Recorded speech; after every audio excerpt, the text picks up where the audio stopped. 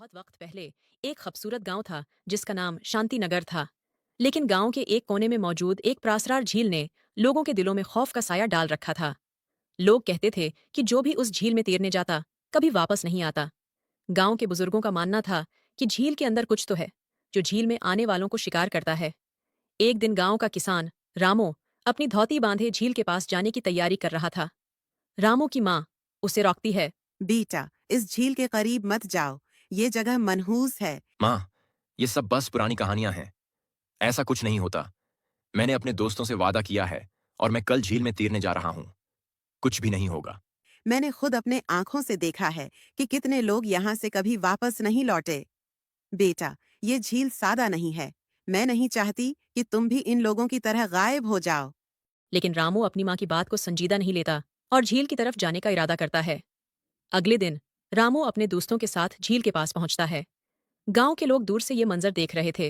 रामो, मुझ जाओ। ये झील वही है जिसमें जाने वाले कभी वापस नहीं आए। आप लोग बस पुरानी कहानियों पर यकीन करते हैं। मैं वापस आऊंगा और तुम सबको दिखाऊंगा कि यहाँ कुछ भी खतरनाक नहीं है। रामू अपने दोस्तों की तरफ देखकर पानी में दाखिल होता है। रामू झील में तैरने लगता है। अचानक झील के पानी में एक अजीब सी हलचल होती है।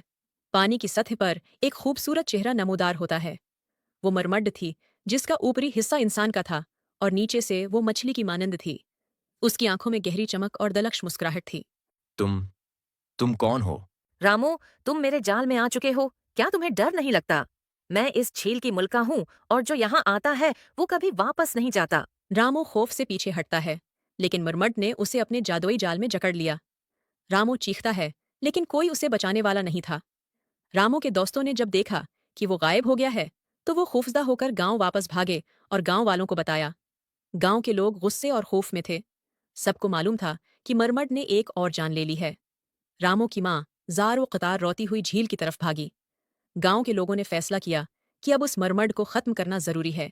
गांव के बहादुर जवान और बूढ़े सब जमा हुए और झील के पास पहुंचे। अब बहुत हो चुका। हमें उस मरम्मत को खत्म करना होगा। ये झील हमारे लोगों की कब्रें बनती जा रही है। गांव के लोग नेज़े, मिशालें और रस्सियां लेकर झील में दाखिल हुए। मरमड ने उन्हें रोकने की कोशिश की, लेकिन गांव के जवानों ने हिम्मत नहीं हारी।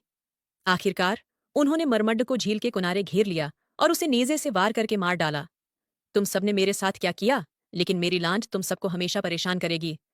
मरमड की मौत के साथ झील का पानी एक बार फिर खामोश हो गया। मरमड की मौत के बाद झील का खौफ खत्म हो गया। गांव वाले दोबारा अपनी जिंदगी में मसरूफ हो गए। रामू की माँ अपने